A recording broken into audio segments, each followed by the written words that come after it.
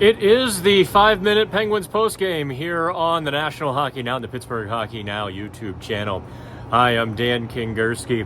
The Pittsburgh Penguins led 3-0. Then they were tied 3-3 before Sidney Crosby once again played Superman, scores the game-winning goal just about 90 seconds after Minnesota tied it up and the Penguins win 4-3 here at PPG. There is simultaneously a lot to unpack, but also simultaneously the Penguins played a quiet, almost boring, contained game. And I think within that is maybe where we have to start unpacking, because I think for the first 25 or 30 minutes, the Penguins played the kind of game that Mike Sullivan wants to see them play and that they really should be playing. Listen, they want to be a forecheck heavy, aggressive team. They were forecheck heavy against the Minnesota Wild. You see Valtteri Pusti races behind the net, creates a turnover. Riley Smith, who hasn't scored since December 8th, who's really kind of slowed to a snail's pace on the score sheet, gets the loose puck in front, backhander over Philip Gustafsson. It's 1-0. Everyone breathes a lot easier after that 7-0 beatdown by the Toronto Maple Leafs on Saturday. This game on Monday really could have been a season wrecker.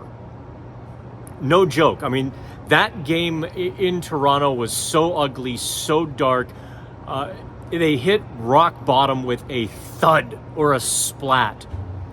And to get that goal, I mean, look, Minnesota pressed early, and the Penguins were kind of finding their legs still with a little bit of a hangover from Toronto. If they don't get that first goal, if Minnesota gets the first goal, or even say the second goal, if Alex Nedeljkovic, who played really well, I thought, on Monday night, doesn't make a couple key saves in the first period, this season looks a lot different as I stand here in this arena. I don't think I'm exaggerating. I don't think it can be overstated how important those couple of goals were. The Penguins get a power play goal. Jake Guentzel in front of the net deflects it. And then Valtteri Pusti, 2-on-1. I don't know if Minnesota made a mistake in the neutral zone. I thought maybe they could have stepped forward and intercepted Marcus Pettersson's pass. Instead, it kind of glided slowly through a passing lane. Puustinen takes it for a 2-on-1. Fooled everybody. Gustafsson, everybody converged on Puustinen, and he slips a slick little pass to Evgeny Malkin, who snaps it into the empty net. But then the Penguins' darker angels took over. And this is what they have to fight and beat down for the rest of the season, I think. Rickard Rakell doesn't seal off a passing lane. And Ryan Hartman rips it from the circle behind me. Who made the mistake on the second goal? Was it Ryan Graves who covered the wrong guy in front of the net? Was that the second goal or the third goal? You get where... No, the second goal was actually also right behind me. The Penguins' top line all converged into the corner. Along with defenseman Chris Letang, you really have four guys on the wall.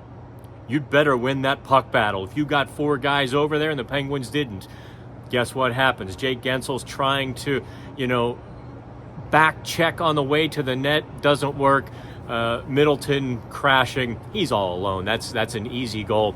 And then on the third one, it's a power play goal, but I don't think Ryan Graves pivoted to the right guy quickly enough. He wasn't tracking the puck. He was looking to the guy on the back post, while the guy on the front post was uncovered, didn't have his stick tied up, and scores.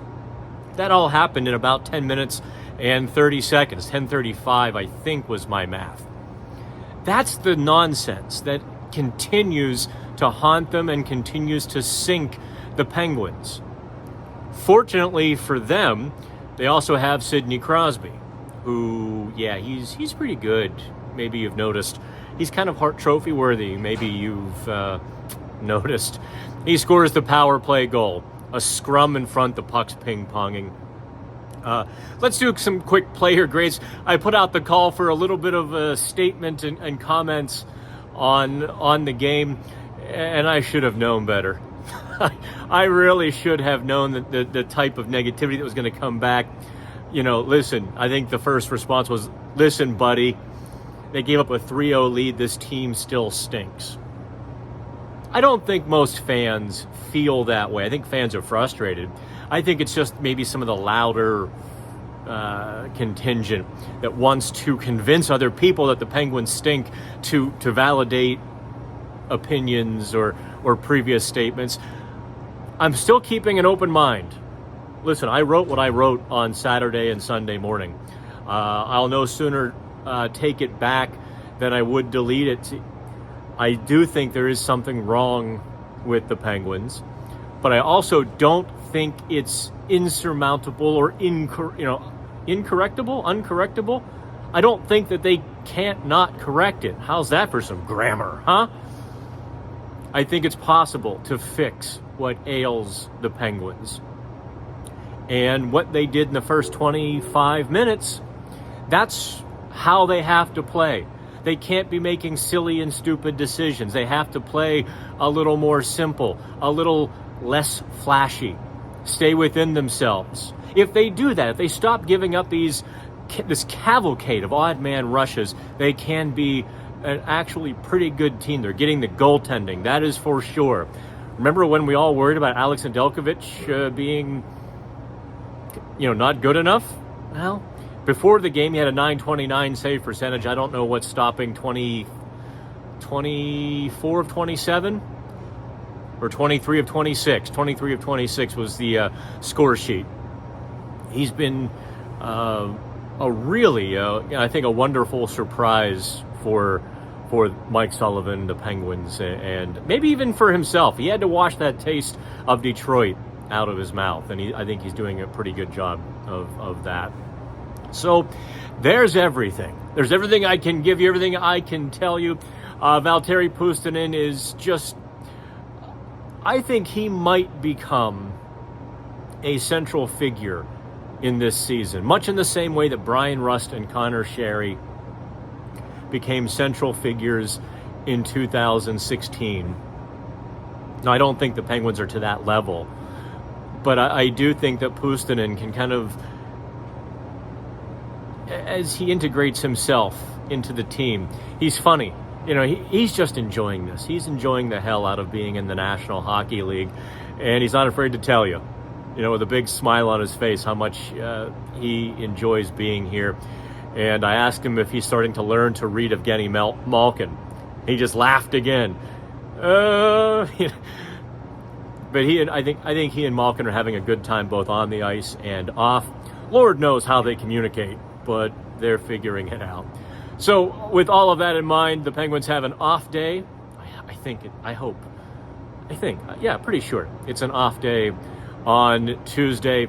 And your buddy Dan here is going to probably take a good long nap on Tuesday afternoon, which of course means all hell is going to break loose with Penguins news. So stay tuned for that. From PPG Paints Arena, I'm Dan Kingerski on the National Hockey Now and the Pittsburgh Hockey Now YouTube channel.